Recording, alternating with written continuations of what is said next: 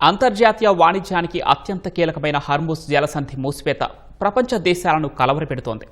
ఈ జలసంధి మూసివేత ఆగస్టు వరకు కొనసాగితే 2008 నాటి ఆర్థిక మాంద్యం తరహా పరిస్థితులు తలెత్తే ప్రమాదముందని ప్రముఖ ఇంధన సలహా సంస్థ రాపిడాన్ ఎనర్జీ గ్రూప్ హెచ్చరించింది.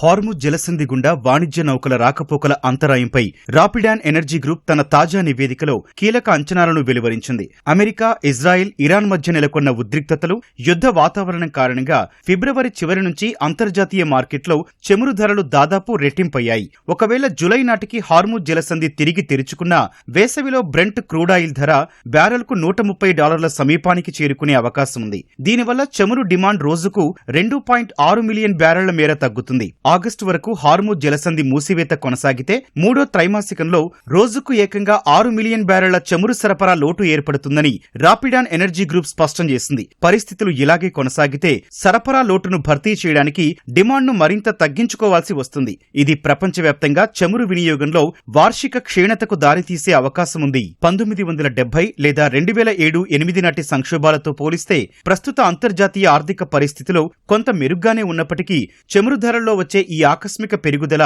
ద్రవ్యోల్బణాన్ని తీవ్రతరం చేస్తుంది. దీనివల్ల ఆర్థిక వృద్ధి మందగించి ప్రపంచ దేశాల ఆర్థిక దుర్బలత్వాలు మరింత పెరిగే ప్రమాదముందని రాపిడాన్ విశ్లేషకులు స్పష్టం చేశారు. ఒకవేళ ఆగస్టు ప్రారంభంలో జలసంధి తిరిగి ప్రారంభమైనా అప్పటికే మార్కెట్లు తీవ్ర ఒత్తిడికి లోనవుతాయని, అరబ్, గల్ఫ్ దేశాల ఉత్పత్తి పుంజుకొని ఆ చమురు గమ్యస్థానాలకు చేరే సెప్టెంబర్ వరకు ఈ ఇబ్బందులు తప్పవని నివేదిక పేర్కొంది.